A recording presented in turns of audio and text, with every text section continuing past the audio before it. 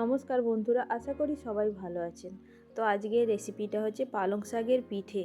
তো তার জন্য আমি 1 কাপ বিউলির ডাল নিয়ে নিয়েছি, বড় বাটির 1 বাটি আতপ চাল নিয়ে নিয়েছি, নিয়ে জল দিয়ে ভিজিয়ে পুরো 3 ঘন্টা মতন আমি ভিজিয়ে রাখবো চাল আর ডালটাকে। নিয়ে এখানে আমি পালং শাক নিয়ে নিয়েছি 1 আটি, ভালো করে বেছে ধুয়ে নিয়েছি। নিয়ে কড়াইতে কিছুটা জলকে গরম করে নিয়েছি, নিয়ে তাতে দিয়ে দিলাম। তো বন্ধুরা, রেসিপিটা ভালো লাগলে প্লিজ চ্যানেলটাকে একটু সাবস্ক্রাইব করে দেবেন, আর পুরো ভিডিওটা দেখার অনুরোধ রইল। একটা লাইক দিতে কিন্তু ভুলবেন না। তো চালটা ভালোভাবে ভিজে গেছে, তাকে আমি বেটে নিলাম। বেটে রেখে দিয়ে এখানে পালং শাকটা তো সেদ্ধই করে নিয়েছি, একটু ঠান্ডা জলে ধুয়ে নিয়েছি। ধুয়ে নিয়ে পালং শাকটাকে একটু পেস্ট করে নেব।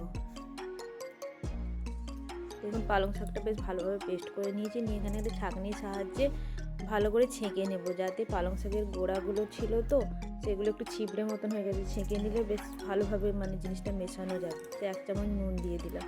দিয়ে ভালো করে এই পালং শাকের জুসটা দিয়ে আর চালটাকে যে পেস্ট করে নিয়েছিলাম ওটা দিয়ে ভালো করে মিশিয়ে নেব বেশ কিছুটা সময় ধরে। তো এখানে আমি একটা চাটু বসিয়েছি, সামান্য একটু সাদা তেল দিয়ে। তেলটা আমি চাটুতে একটু ভালো করে বুলিয়ে নেব।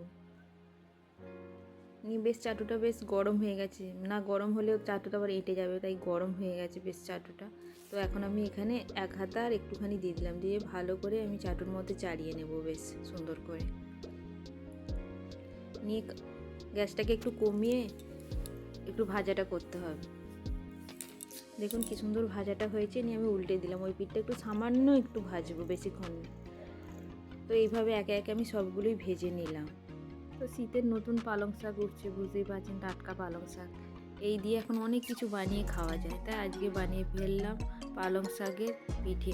যদি রেসিপিটা ভালো লেগে থাকে তাহলে একটা কমেন্ট করবেন। আবার চলে আসবো কোনো নতুন রেসিপি নিয়ে। আজকের মতন